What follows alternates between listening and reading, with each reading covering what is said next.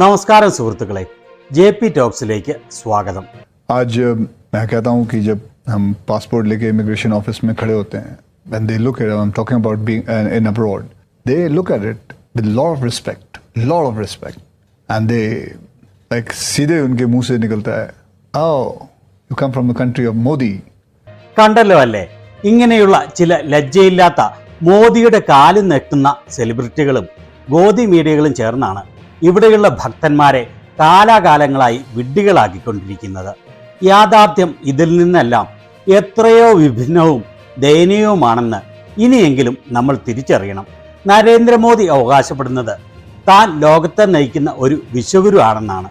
മോദി വിദേശത്ത് ചെല്ലുമ്പോൾ ലോകം മുഴുവൻ ബഹുമാനിക്കുന്നു എന്നൊക്കെയാണ് ഇവിടെ തള്ളിമറിക്കുന്നത്. വിദേശ രാജ്യങ്ങൾ വലിയ വലിയ മെഡലുകൾ വാരിക്കോരി തരുന്നു. കേൾക്കുമ്പോൾ ആർക്കാണ് രോമാഞ്ചം വരാത്തത്? എന്നാൽ ഈ പറച്ചിലുകളൊക്കെ വെറും ഫേക്ക് പ്രൊപ്പഗാൻഡ മാത്രമാണെന്ന് തെളിയിക്കുന്ന കൃത്യമായ വിവരങ്ങൾ ഇപ്പോൾ പുറത്തു വന്നിരിക്കുകയാണ്. 2026 ഗ്ലോബൽ പാസ്പോർട്ട് ഇൻഡെക്സ് പുറത്തു വന്നപ്പോൾ ഇന്ത്യ ചരിത്രത്തിലെ ഏറ്റവും വലിയ തകർച്ചയിലാണ്. വിശ്വഗുരു എന്ന് അവകാശപ്പെടുന്ന നരേന്ദ്രമോദിയുടെ പാസ്പോർട്ടും പോക്കറ്റിലിട്ട് വിദേശത്ത് പോകാൻ നിൽക്കുന്ന സാധാരണക്കാരായ നമ്മളെയൊക്കെ അന്താരാഷ്ട്ര സമൂഹം എവിടെയാണ് നിർത്തിയിരിക്കുന്നത് എന്ന് ഈ ഡേറ്റ കാണുമ്പോൾ മനസ്സിലാകും. ഈ തകർച്ചയുടെ യാഥാർത്ഥ്യവും ഇതിനു പിന്നിലെ മോദിയുടെ അതിമാനുഷികമായ സംഖ്യാശാസ്ത്ര ബുദ്ധിയും നമുക്കൊന്ന് ഇഴകീറി പരിശോധിക്കാം. വീഡിയോയിലേക്ക് കടക്കുന്നതിന് മുൻപ് ഇതുപോലുള്ള കൃത്യമായ രാഷ്ട്രീയ നിരീക്ഷണങ്ങളും ഡേറ്റാധിഷ്ഠിതമായ വാർത്തകളും തുടർന്നും കാണാൻ ഈ ചാനൽ ഇപ്പോൾ തന്നെ സബ്സ്ക്രൈബ് ചെയ്യാൻ മറക്കല്ലേ.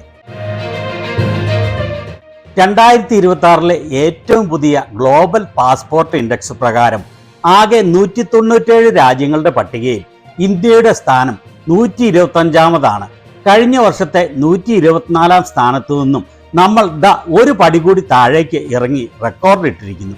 പക്ഷേ ഭക്തന്മാരും നമ്മുടെ വിശ്വഗുരുവും വിഷമിക്കേണ്ട കാര്യമില്ല. കാരണം ഇതിലും ഒരു പോസിറ്റീവ് വൈബ് കണ്ടെത്താൻ മോദിക്ക് കഴിയും. കഴിഞ്ഞ ദിവസം ഇന്തോനേഷ്യയിൽ പോയി പ്രസംഗിച്ചപ്പോൾ മോദി പറഞ്ഞ ഒരു കോമഡി ഓർമ്മയുണ്ടോ?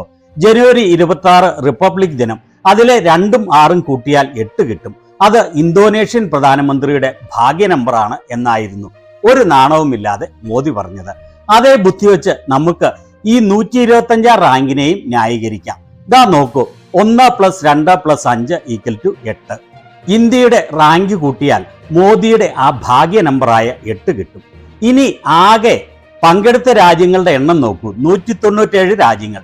അതിലെ അക്കങ്ങൾ കൂട്ടിയാൽ 1 + 9 + 7 17. വീണ്ടും അതിലെ 1ഉം 7ഉം കൂട്ടിയാൽ 1 + 7 = 8. ഹോ, എന്തൊരു അത്ഭുതം!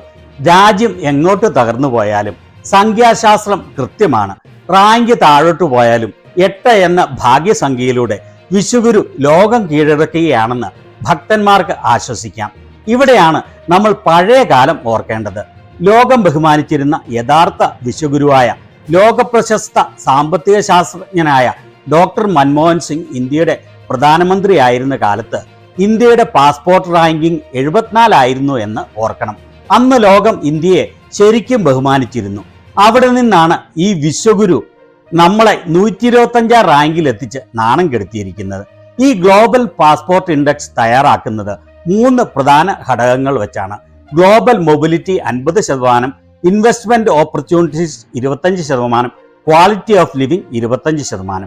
ഇതിൽ ഇന്ത്യയുടെ അവസ്ഥ എത്രത്തോളം ദയനീയമാണെന്ന് ഒഫീഷ്യൽ ഡേറ്റ നോക്കിയാൽ മനസ്സിലാകും. എൻഹാൻസ്ഡ് മൊബിലിറ്റി ഇൻഡെക്സിൽ ഇന്ത്യയുടെ സ്ഥാനം 136-ാമതാണ്. അതായത് ലോകത്ത് യാത്ര ചെയ്യാനുള്ള സ്വാതന്ത്ര്യത്തിൽ നമ്മൾ അത്രയും പിന്നിലാണ്. ക്വാളിറ്റി ഓഫ് ലിവിംഗ് ഇൻഡെക്സിൽ നമ്മൾ 118-ാം സ്ഥാനത്താണ്. അതിനർത്ഥം ലോകത്തിലെ 117 രാജ്യങ്ങൾ ജീവിക്കാൻ ഇന്ത്യയേക്കാൾ എത്രയോ മെച്ചപ്പെട്ട സൗകര്യങ്ങളും ജീവിത നിലവാരവും നൽകുന്നു എന്നാണ്. ഇൻവെസ്റ്റ്മെന്റ് ഇൻഡെക്സിൽ നമ്മൾ 94-ാം സ്ഥാനത്താണ്. ഈ ലിസ്റ്റിലെ ആദ്യ 10 രാജ്യങ്ങൾ ഏതൊക്കെയാണെന്ന് അറിയാമോ? 1ഉം 2ഉം സ്ഥാനങ്ങളിൽ സ്വീഡനും സ്വിറ്റ്സർലൻഡുമാണ്. തൊട്ടു പിന്നാലെ Finland, Germany, Netherlands, Denmark, Ireland, United kingdom, Norway, 10-ാം സ്ഥാനത്ത് സിംഗപ്പൂർ എന്നിവരാണ് ഉള്ളത്. ഇനി വിശ്വഗുരു എന്ന അവകാശവാദത്തിന് കിട്ടുന്ന ഏറ്റവും വലിയ പണി എന്തെന്നാൽ ലോക ഭൂപടത്തിൽ എവിടെയാണെന്ന് പോലും പലർക്കും നിശ്ചയമില്ലാത്ത കൊച്ചു കൊച്ചു രാജ്യങ്ങൾ വരെ പാസ്പോർട്ട് ഇൻഡെക്സിൽ ഇന്ത്യയേക്കാൾ മുന്നിലാണ്. നമ്മുടെ തൊട്ടു മുന്നിൽ 124 സ്ഥാനത്ത് കിടക്കുന്നത് നമീബിയ എന്ന രാജ്യമാണ്. ഇന്ത്യയുടെ തൊട്ടു പിന്നിൽ 126 അസർബൈജാൻ ഉണ്ട്. വെറുതെ പറയുകയാണെന്ന് ആരും കരുതേണ്ട. തെളിവ് സഹിതം നമ്മുടെ അയൽ രാജ്യങ്ങളുടെയും മറ്റ് ഏഷ്യൻ രാജ്യങ്ങളുടെയും കൃത്യമായ ഒഫീഷ്യൽ റാങ്കിംഗ് ഞാൻ പറഞ്ഞു തരാം. ഇത് കേൾക്കുമ്പോൾ നമ്മുടെ വിഷുകുരു തള്ളലിന്റെ യഥാർത്ഥ അവസ്ഥ നിങ്ങൾക്ക് മനസ്സിലാകും. ഇന്തോനേഷ്യ 101 സ്ഥാനത്ത്, ഫിലിപ്പീൻസ് 113 സ്ഥാനത്ത്, നമ്മുടെ അയൽക്കാരായ ഭൂട്ടാൻ 119 സ്ഥാനത്ത്, ശ്രീലങ്ക 122 സ്ഥാനത്ത്. അതായത് നമ്മൾ വലിയ സാമ്പത്തിക ശക്തിയാണ് എന്ന് പറയുമ്പോഴും ഇന്തോനേഷ്യ, ഫിലിപ്പീൻ, ഭൂട്ടാൻ, ശ്രീലങ്ക എന്നീ രാജ്യങ്ങളുടെ പാസ്പോർട്ടിന് ഇന്ത്യയേക്കാൾ ഉയർന്ന റാങ്കും അന്താരാഷ്ട്ര വിലയുമുണ്ട്.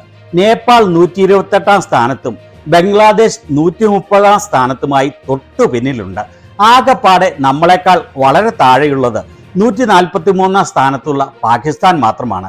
പാകിസ്ഥാനേക്കാൾ മുന്നിലാണ് മോദിസ്ഥാൻ എന്ന് പറഞ്ഞ് ഇനി ഭക്തന്മാർക്ക് ആശ്വസിക്കാം. ഇന്ത്യക്കാർക്ക് വീസ ഇല്ലാതെ അല്ലെങ്കിൽ വീസ ഓൺ അറൈവലിൽ പോകാൻ സാധിക്കുന്നത് വെറും 26 ഡെസ്റ്റിനേഷനുകളിലേക്ക് മാത്രമാണ്.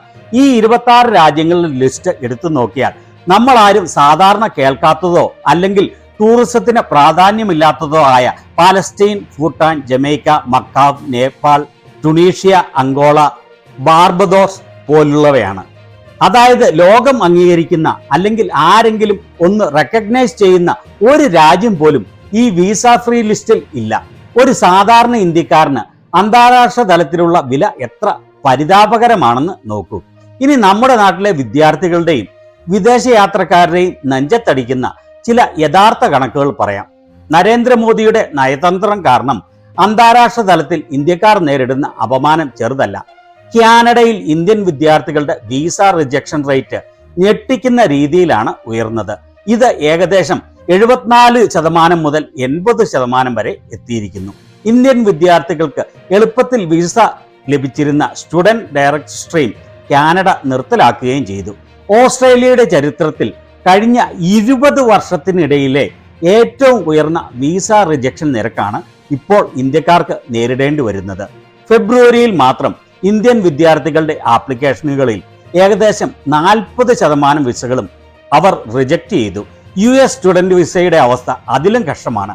വിസ റിജക്ഷൻ നിരക്ക് കൂടുക മാത്രമല്ല, US വിസ പ്രോസസ്സിംഗിലെ അല്ലെങ്കിൽ അപ്പോയിന്റ്മെന്റ് കാത്തിരിപ്പിന്റെ കാലാവധി 1 വർഷത്തിൽ കൂടുതലായി നീണ്ടിരിക്കുകയാണ്. ഒരു വിസ കിട്ടാൻ ഇന്ത്യൻ വിദ്യാർത്ഥികൾ 1 വർഷത്തിലധികം കാത്തിരിക്കേണ്ട അവസ്ഥയാണ്. ഇനി ടൂറിസ്റ്റുകളുടെ കാര്യം നോക്കാം. ഇന്ത്യക്കാർക്ക് ഏറ്റവും എളുപ്പത്തിൽ 60 ദിവസത്തെ വിസ ഫ്രീ എൻട്രി നൽകിയിരുന്ന തായ്ലൻഡ് ഇപ്പോൾ ആ ആനുകൂല്യവും പൂർണ്ണമായി നിർത്തലാക്കിയിരിക്കുകയാണ്. ഇന്ത്യയെ അവർ വീണ്ടും വിസ ഓൺ അറൈവൽ കാറ്റഗറിയിലേക്ക് മാറ്റി. എന്ന് മാത്രവുമല്ല, കടുത്ത റെസ്ട്രിക്ഷൻസ് ആണ് വെച്ചിരിക്കുന്നത്.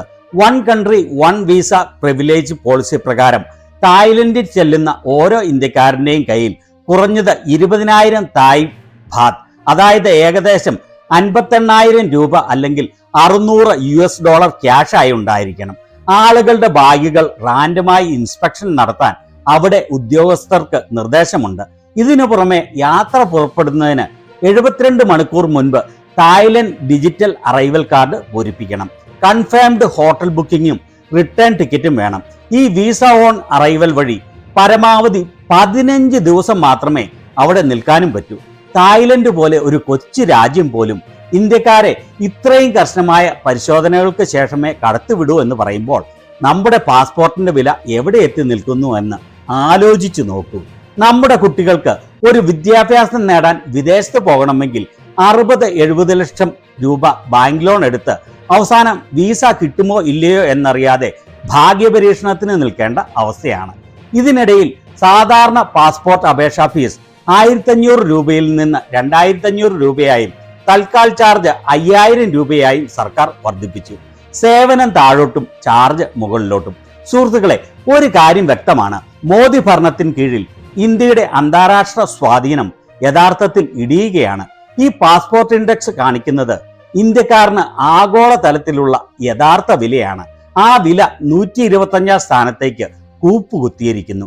ഇവിടെ വികസിക്കുന്ന ഒരേ ഒരു കാര്യം വ്യാജ പ്രചാരണങ്ങളും തള്ളലുകളും മാത്രമാണ്. വിദേശ രാജ്യങ്ങൾ തങ്ങളുടെ ബിസിനസ് താല്പര്യങ്ങൾക്ക് വേണ്ടി മോദിക്ക് നൽകുന്ന തട്ടിക്കൂട്ടിയ മെഡലുകൾ കാണിച്ച് ഇവിടെയുള്ള ഭക്തജനങ്ങളെ പറ്റിക്കാം.